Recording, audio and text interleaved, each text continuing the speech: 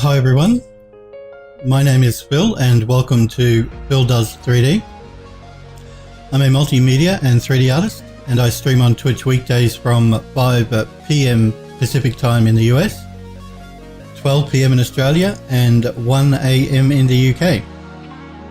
Hopefully all you guys are seeing me okay. My apologies about yesterday guys, I couldn't stream because Twitch's service went down. No one's channel could go live for quite a while there. When it did come back, and I did try streaming, a few people were telling me that they were having problems viewing the stream, so I decided to end it there and start afresh today. So again, my apologies for not being on yesterday, it was beyond my control. I'm here now, hopefully I'm streaming and everything is going well. It seemed to be okay when I was checking it before. I hope you guys are well. For anyone new watching me, I'm working on a Art Deco building interior and exterior I'm going to be using the Unreal Engine 4.15. At the moment we're fixing up some assets that I created because I created that building a long time ago in UDK. Again, I'm just going to run this video very quickly. We'll skip through the some of this concept art here at the beginning. So this is the building that I created back in 2011 in UDK. We're going to be recreating this building in the new Unreal Engine 4.15 and updating the assets as they need to be updated. So a few assets in here are a bit too low poly, some of the texturing I didn't like. So I'm going to be updating all of that for the new engine. So that's where we're at, that's what we're going to be working on. I'll just let this video play through. Again, this is just for the benefit of anyone new that may be watching. So the building we're going to be recreating is this building. We're going to be reusing these assets, but we're going to be updating them because these were done 6 years ago and they could do with a bit of a facelift. And we're going to be doing that in 3D Studio Max. So update the assets in Max, maybe do some texture painting either in Substance Painter or Mari by the Foundry. And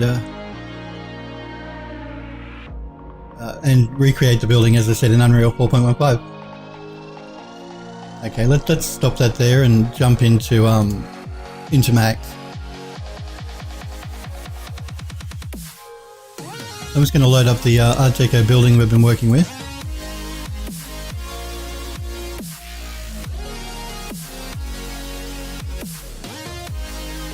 And now this is the building assets that I used when I created that UDK version you saw. And yesterday we were working on, well, the day before yesterday, we won't count yesterday because of all the problems we were having. We were working on this light fitting here, this wall sconce, Deco wall sconce. We're going to continue just finishing this off today. I also want to bring it, I thought the best way for us to tackle this project will be, these are all the assets that the building uses. I've just lined them all up so that it makes it easy for me to see what I have to create, what I have to import into Unreal. And generally, like I said, I've worked in game studios in the past and this is the way that most designers will work.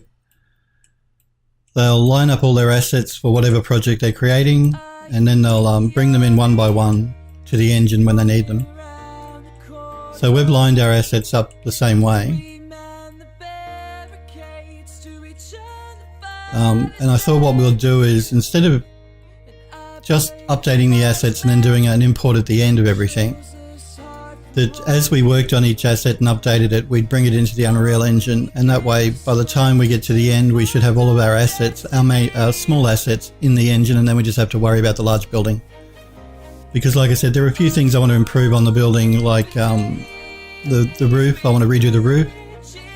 I want to add a bit more detail here on the outside of these arched pieces. I want to redo these columns, I think, but we'll tackle that a bit later. Let's finish up with these assets first. So we have our Deco wall sconce here. Now I'm just looking at this side piece here and I think that's a little thick, so I'm just going to pull that back a bit. before I finish up the texturing on this, so I'm just going to scale that in a little.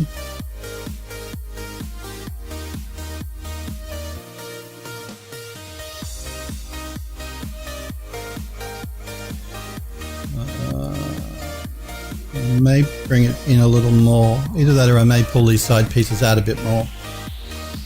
Not sure which just at this stage. Let's see. Let's grab everything and go into isolation mode because it'll be easier for me to work that way.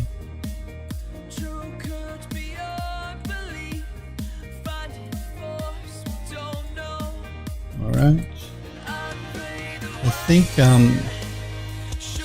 what I may do here is, let's see if we can pull out these side pieces a bit more. Will I scale or we'll try doing a scale first as opposed to, I could do a vertex manipulation, but we'll do a scale, I think.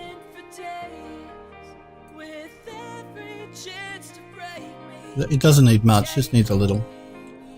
I might actually go into my left viewport here to do this.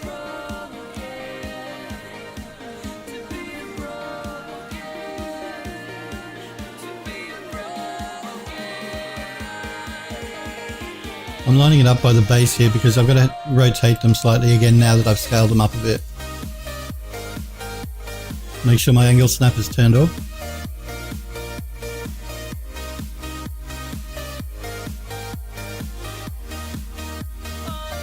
And let's go into the right viewport for the other side.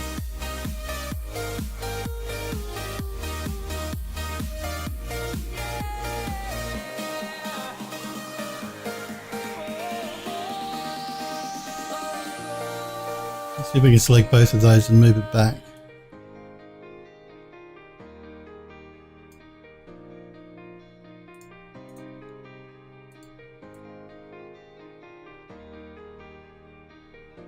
Looks like they could come back a little bit more.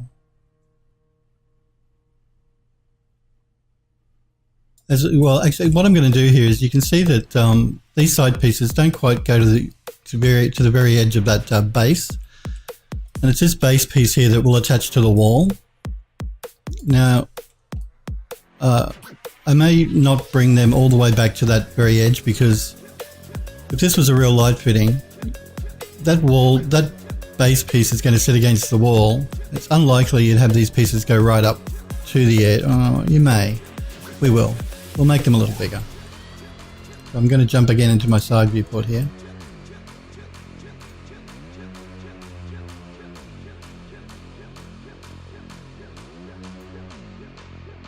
Okay, let's scale this one around a little bit more so it's lined up again.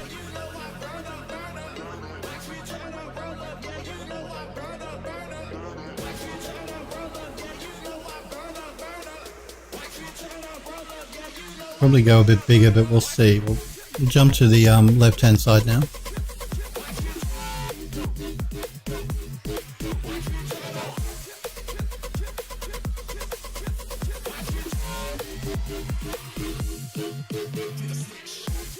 And we'll move it back a little bit.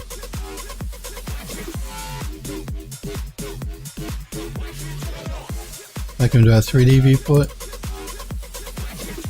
And I think that'll be okay. Because we may actually end up, when we place these in a level on the wall, sink this base into the wall slightly, which will take us up to the edge of those side pieces anyway. Alright, now we do have a problem in that you see there's lots of texture stretching happening here on the sides of this front piece. We textured up the sides in Mari but for the side pieces, but we haven't done this front piece, so I think we're going to have to do that. Also, I want to put a bit more geometry through the base here. We have our spike, but let's put a bit more geometry through that base piece there. So let's go into our front viewport.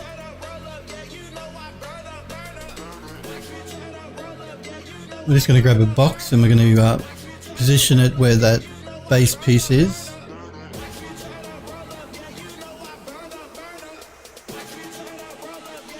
Go back into my modified tab here.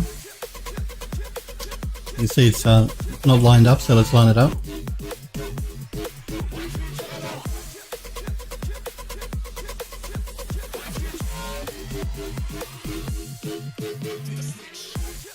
check our size of that box now. I think we need to make it a bit wider, so I think it's this value here.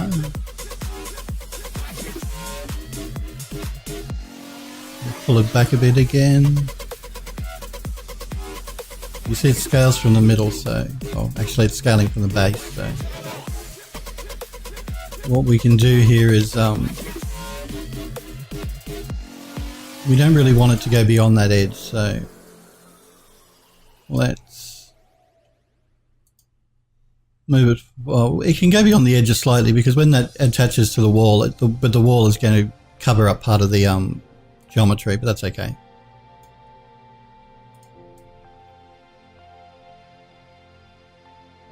Now again, this is our low poly version. We're going to probably create a high poly version and we'll bake the two together. I'll probably use Substance Painter to do that, I think.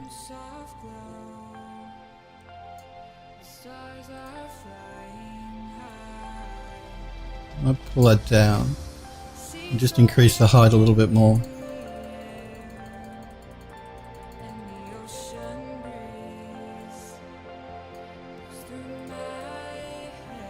That should be good. Although we do want to make sure it's in the middle of that.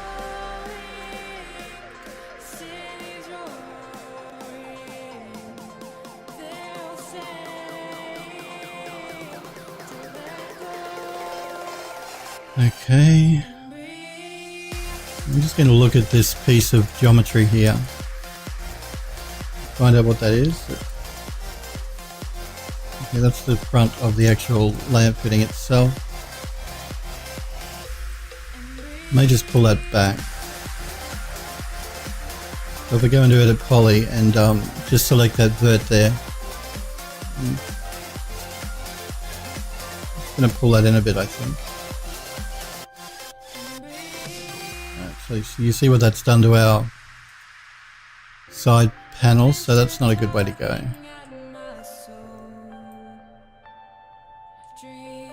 What I can do, we'll get to our side view here. I'm going to go into wireframe mode.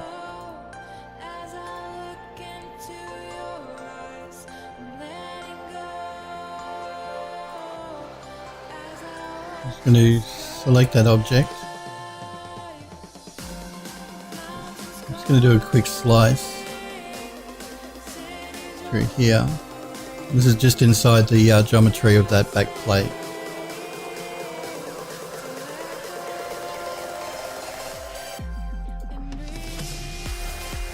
Now I'm going to grab that the vertex, and pull it in. And because we've created a slice there, it's not actually going to affect our width that we have up here, like it was before. So we can just pull that in to just inside of that box we just created for the decorative base.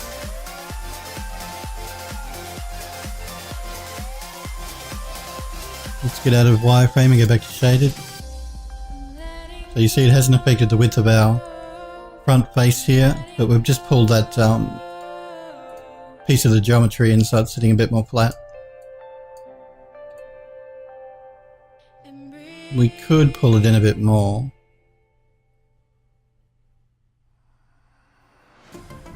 Yeah, we could actually pull it in a little bit more. Again, it's at the back of the model. It's really not going to be seen, but... Good evening, Alchemist. Good to see you. I'm glad that I'm online and that everyone can find me.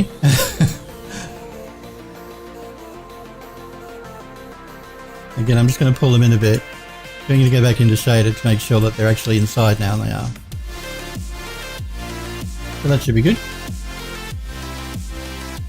So I hope you are well, Alchemist, and thanks for popping in and saying hello. So we have that piece inside of the... We've got it inside of this box at the bottom, but let's move it in a little further, I think. Then I'm just going to grab them and pull them in. It just cleans our model up a little bit more without affecting our side width here. Alright, so we've added that piece here at the bottom. Let's just make sure we can texture that up before we take it into Mari to start fixing the sides of this model. So, let's open our material editor. And look for our light fitting, which is just here. I'm just going to assign that material to that box we just created. I'm going to throw an unwrap UVW on. Now let's open our UV editor. Yeah, after yesterday's problems, I wasn't sure if people would be able to find me. You just never know sometimes with Twitch. We'll select our light fitting here that we've got for that texture. I'm going to select the entire box here. I'm going to scale it down. Scale it in the X to begin with.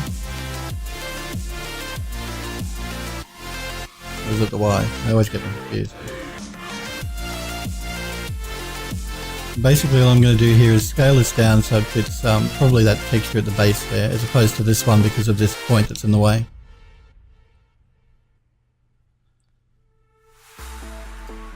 Scale it uniformly, scale it in from the sides, scale it down a little, scale it in.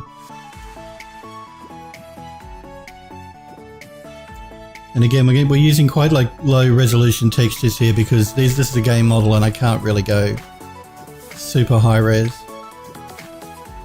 As long as we're careful, that should be okay. We'll find out. We'll take the model into the Unreal Engine shortly and we'll have a look at it. Okay, that should be good.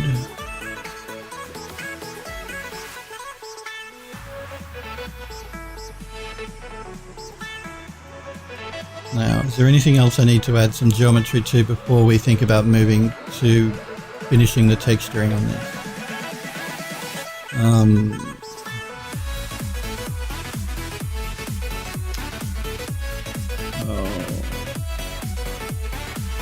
We could add some interest geometry through here. I don't know. Yeah, I don't know if it's really going to be necessary or not, but maybe we will. Maybe we'll just do these decorative foils here at the side, and maybe that circle in the middle as well would be good. Let's jump into our front viewport here. Make sure I can deselect my UV there.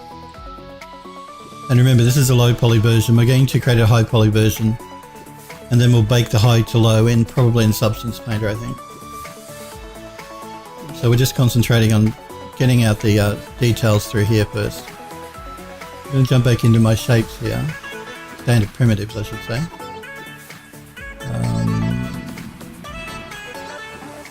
Let's go with the cylinder.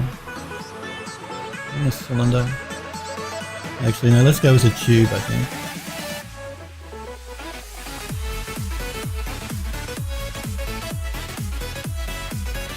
Now I just lay down an initial shape and then I jump into my modify tab here in Max to actually make sure it's sized correctly. So if I move it over a little bit, so we get it lined up a little better. Again, this is a low quality texture, so it's going to be a little difficult to see where we are, but we should be able to eyeball it. Just going to make sure that that's sitting actually on our model piece here.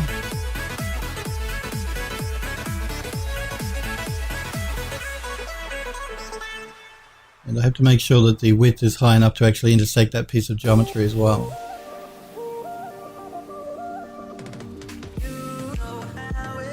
Move it in and pull it forward, or increase the height I should say, just a little bit. Jump back into our 3D viewport here. That should be good. Now again, I'm not going super high detail on this tube. It's only got 18 sides. I mean, and something this small on an object sitting on a wall up there like that, you don't want to go too high for a game engine. You could probably even go lower. Let's see what 12 looks like. Yeah, that's starting to get a bit too low though. I'm going to go back to 18. That'll give us enough shape without it being noticeably edged like that, particularly from a distance. Again though, let's assign our texture map to that. And I'm doing this assignment to the texture map at this stage, even though I am going to take the model back into Mari to clean up any edges that need to be retextured. It just helps me to lay everything out properly this way in Max first before I take it into Mari to paint it up. So let's throw an unwrap UVW down. Again, let's open our editor here. We'll pull that over so we can see it a bit better. Make sure our texture here is selected in the background. Now, let's do a flatten mapping on this just to see what that's going to give me. Right. I'm going to pull these ones just out of the UV space for a minute. Select both of these. And I'm going to scale them down just to make them a little less stretched. I'm doing both of them at the same time here because what I'm going to do is I'm going to take one of them. One of them is actually one of the back faces pieces here, the one that you won't see because it's intersecting the geometry. And I'm just going to pull that over the top of the other one. Now again, like I said, I don't recommend you do this if you're going to be painting in Mari. Hey Sniper Echo, good to see you. I was worried that maybe you couldn't find me again or I wasn't streaming for a while. It's good to see you Sniper Echo, thanks for popping in. Do tell me guys if there are any problems with the stream. Like I said, I'm paranoid after yesterday. Like I say to you guys, generally I don't recommend you overlap your UVs like this if you're going to be painting up an object in Mari. But because this back piece here is not seen on the model, it's intersecting that geometry and will never be seen. In this case it's okay. But if it's ever going to be any UV that's actually going to be seen on the outside of the model, don't overlap the UV. Yeah, that's right, Sniper Echo, Twitch technical issues. I was all ready to go yesterday and, you know, started my stream up, but I do monitor my stream just at the beginning to make sure I am actually streaming. I don't watch now while I'm streaming, but just before, during my countdown phase, I monitor it to make sure it's actually streaming, and I noticed it wasn't going live. Went to Twitch's support page, and lo and behold, they were having problems, so. I guess that's just the way things work in the PC world and the IT world. You're always going to have a problem here and there. Now, you can see here in my texture that that the sphere is actually not completely round. So I'm just going to scale this down a little. Now, this is just scaling the UVs. It's not scaling the geometry. So just to better match the texture here in the background.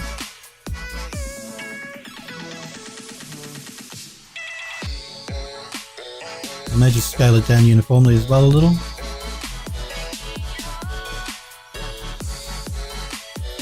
And we'll just position it basically over where that circle is in the texture map. I'm also going to turn off my seams here. I really don't like these UV map seams and peel seams that Max puts on things. It makes it hard to see what is going on in the viewport. Now again, we're only looking at the front here to make sure that we're lined up the circle on the texture in the background. That looks okay. The sides aren't done, so we could texture that up in Mari, and we are going to take this model into Mari so I can fix that stretching that we see happening here along the sides on this front piece. We did the side pieces yesterday. But for this, I think, because I've already done a flatten mapping, I may just grab these pieces, scale them down.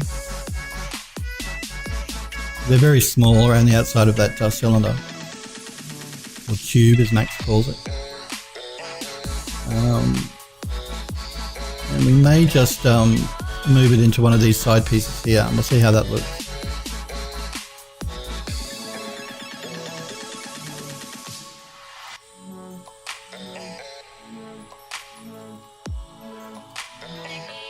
Sniper who says it's okay to overlap UVs for areas that will be textured the same. It is. That's exactly right. If the texture is going to be the same on whatever two parts that you're overlapping in your UV shell, that's fine. Just be aware though that if you're doing any texture painting in a 3D painting program like Mudbox or Substance Painter or Mari, that anything you paint on one side of your model that you've overlapped your UVs on is going to show up on the other side. So the reason I generally suggest you don't do it when you're doing texture painting in 3D is just for that fact that you can forget, and whatever you paint on this side of the model is going to show up on this side where you've mirrored your UVs on top of each other. And so usually when you're painting in a 3D program like Mari or Mudbox or whatever, you don't you're painting unique things everywhere, and it can be a little confusing to have that mirroring going on if you're not sure, you know. So yeah, it's okay if both sides of the model are going to be textured exactly the same and you want it exactly the same, then by all means overlap them. But if each side is going to be textured or painted up slightly differently, that's when you shouldn't overlap them. And that's why I usually suggest don't overlap if you're going to be painting in a 3D program. Even if it's just painting in Maxes, because you can paint 3D models up in Max as well. It has painting built into it, basic painting. So don't feel like you need a third-party program to do it. It can be just a little confusing if you overlap your UVs, which is why I just always usually say, if you're going to do any texture painting, make sure your UVs don't overlap. But if you're trying to save, it can be really good overlapping your UVs to reduce your texture size. A lot of games models, they will do that. Where they can, they'll overlap their UVs because that can halve the size of their texture. So instead of having, you know, half here and half here, if they overlap them, then that's half the size of the texture. So that's a good way to reduce your texture sizes if you have to. So it's an optimization thing you can do. It just gets confusing if you're doing 3D painting though. And that's just the only reason I suggest people don't generally do it.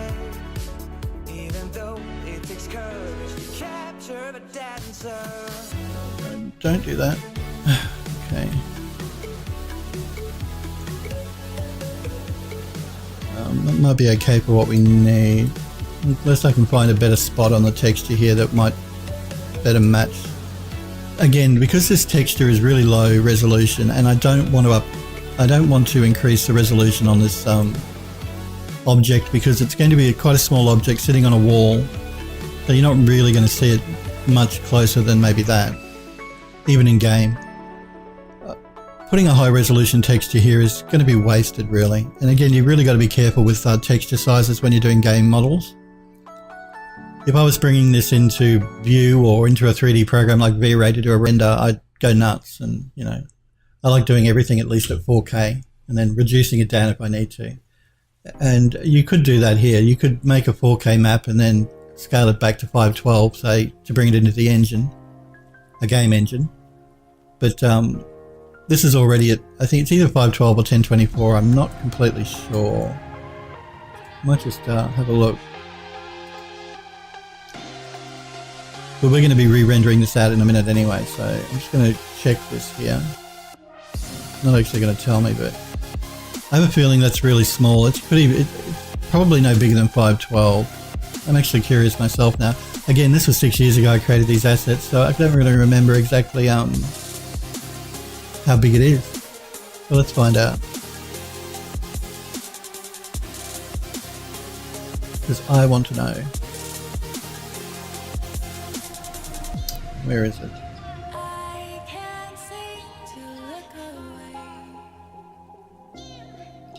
I'll just close that down and check what that asset name is called. It is called Wall Light Text. Go figure. Okay. Wall Light Text. It's this one here.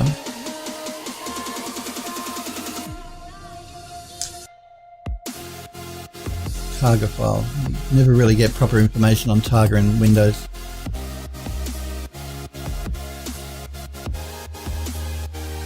It's okay. Let's have a look at it in Photoshop. I generally have Photoshop open anyway.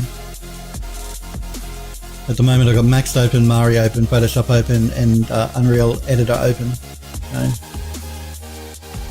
Which again is why I always say to you guys, the more memory you have in your PC the better. You close Max down there in the background. Not close it down, just minimize it. I'm just pulling in that texture to check its size here. It's actually a 256 by 512 texture, so it's really low texture. Sniper Echo says, and I would assume you wouldn't ever overlap in a light map. No. Generally with light mapping in, I don't know if it's still the same. I've still got to read up a bit more on the new version of Unreal Engine. Last time I used Unreal Engine 4, you used to have to create your light map separately. But I have a feeling they may have incorporated that into the engine now. So instead of me having to actually lay out my light maps in a UV channel 2 before I do the export to of my asset and bring it into Unreal, I think that the Unreal Engine does that automatically now for you. I think it does. I'll have to double check that. It's no big deal if it does, even though we're starting to import our assets one by one now into the engine. If it doesn't do it automatically, it just means I'll have to load them up into Max, resave them out, and then the engine will reload them for me. So, but it used to be the case that light maps, I used to have to bake the UVs for your light maps out into a second map channel in your 3D program before you exported it to Unreal. But I have a feeling now that they built that in, the light mapping UV automatically. The engine does it automatically, I think, now when you import your model. I will have to double check that though. And you're right though, don't overlap your UVs on a light map. No.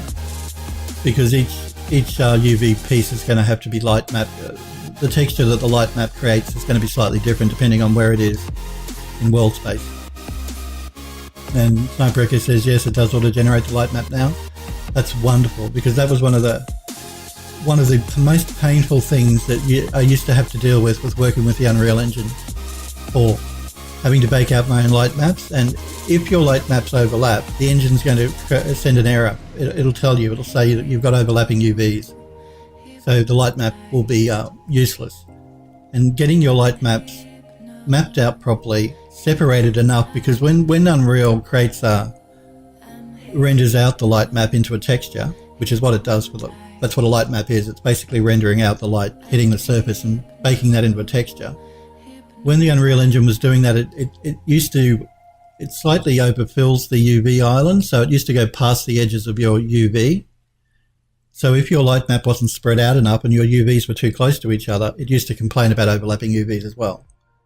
So not only did you have to make sure that your UVs weren't overlapping, you also had to make sure that they weren't, that even though they weren't overlapping, they weren't too close together. Because when it did its baking, if they were too close together, they'd spill on each other and it would complain.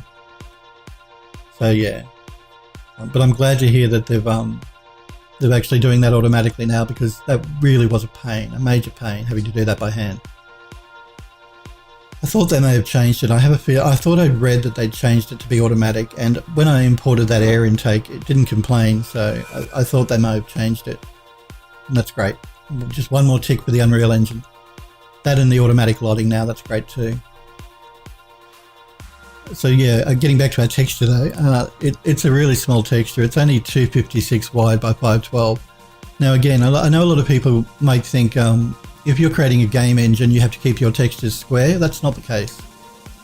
So long as they're still in a power of 2, that'll be fine. So I could, if I wanted to make that width 32 by 512, that would work. So long as it's still a power of 2, it can be long. It can be long in height, long in width. It makes no difference. It does not have to be square.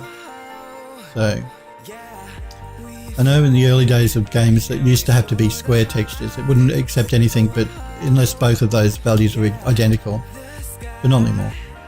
And it's a good way to save texture memory. So ours is 256 wide by 512 high. So again, it's quite a small texture, as you can see here. And like I said, because we're making a game model, that'll be fine for us. Particularly because it's going to be something sitting on a wall from a distance. You're never going to get right up like this on it. So it'll be fine. And it'll save us some memory in the engine. So we've put that little decorative circle there. I may just do these swirls here at the side as well. Just add a bit of geometry, a bit of depth to them. So add some polys to them.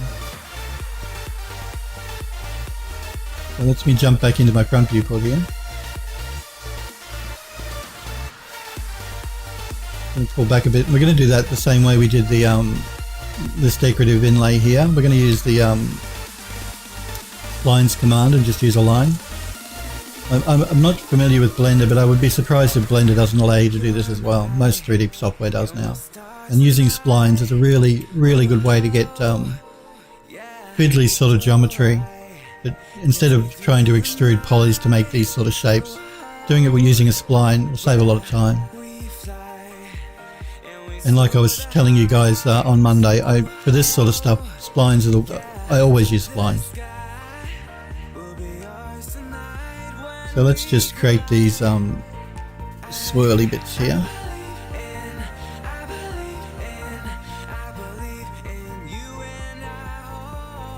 Again, they're really tiny pieces.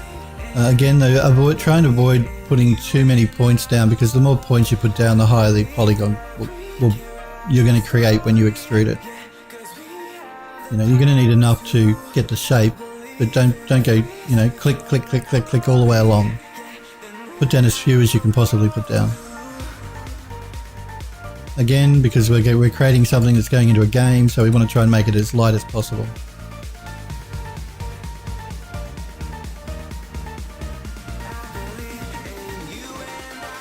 And if you miss one like I just have there, it's off point, we can adjust that after the fact, which we're going to do. And Sniper Echo says, I didn't know if that spline feature is in Blender. I'd be surprised if it's not. It's something, most 3D programs will use splines in one form or another. Generally people will use them to do camera animation. You can throw down a spline if you want to do some sort of complex camera fly through. You attach your camera to the spline and it follows the spline. So I'd be surprised if Blender doesn't have it.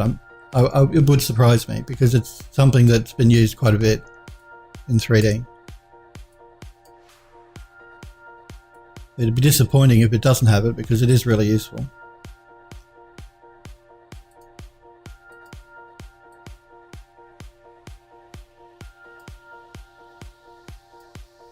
If it doesn't have it though, like I said to you guys, there's other ways you can do this. You don't have to use a spline. You could use a displacement map.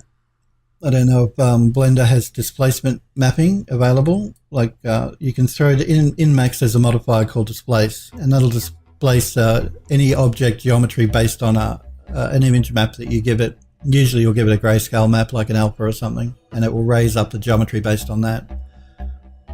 So if there's some sort of displacement mapping in Blender, you could use that.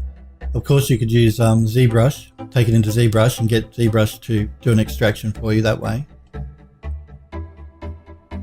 You could probably do a similar thing in Blender, although I haven't personally done that myself in Blender, but I'm sure you could. So don't think that you need to use splines, you don't. You can do this many different ways. Like I say to you guys, the way I show you me doing things is my way, and I don't say that my way is the best way, and I don't say that my way is the only way. It's just the way that I do them. But there are many ways to do many different things. There is just no one way to ever do one thing. And it looks like I've stuffed that up. Okay, alright. Let's see if we can't repair it somehow. I should have actually gone in like this one here and here. So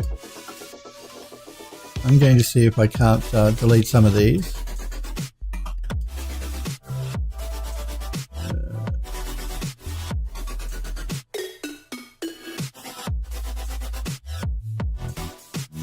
See if I can just delete them. Okay. We're going to work with one. We're going to mirror it to the other side here. So instead of me trying to do it all in one spline, I'm going to mirror the spline. So, but I'm just going to adjust these pieces here a little bit better.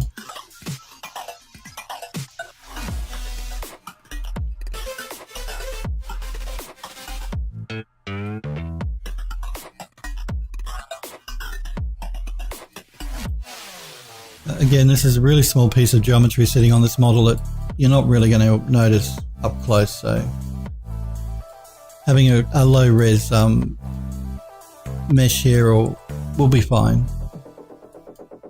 Pull this one up a little bit, I think. Pull that curve in a bit more.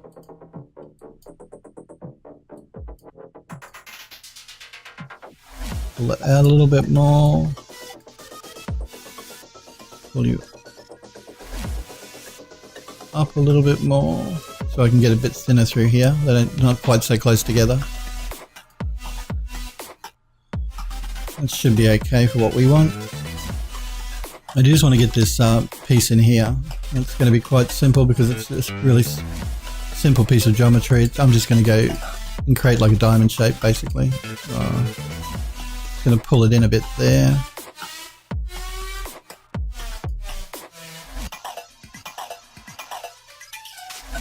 No, I can't attach that if I want a curve on that piece of geometry. So I'm just going to have to pull up a bit before I do attach.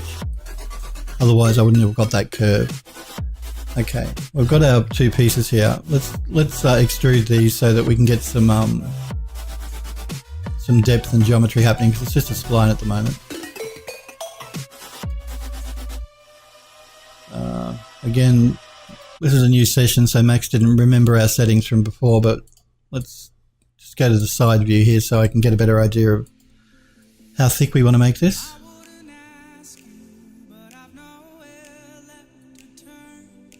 We don't want it that thick. Something like that should be good. It's about half a centimeter in Max's units. Now, Max, I have set up. I didn't actually talk about that. You guys have used the Unreal Engine, I'm sure, so you know it's important to make sure that your units set up in your 3D program is set to match whatever if you're going to be exporting it to the Unreal Engine. So I've set mine up as centimeters, metric centimeters in Max. And the same for the system unit scale. One unit is 1 centimeter in Max. That'll just mean that when I bring my models into the Unreal Engine, they're going to be scaled correctly. And I know that because I have a little rectangle in my scene here, which I'll show you in a minute. And that rectangle represents the height of a character in Unreal. So I scale everything else relevant to that rectangle I'm using in Max here. So I know that everything I bring into Unreal should be the right scale. You can always scale your models up and down in Unreal if it's not, but it just helps if you're in the ballpark before you import your model. Let's extrude this one, and it should remember our value from the last extrude we did. Okay, let's hold down the Shift key and drag down a copy. I'm just going to mirror that copy in the Y. I'm going to pull them up.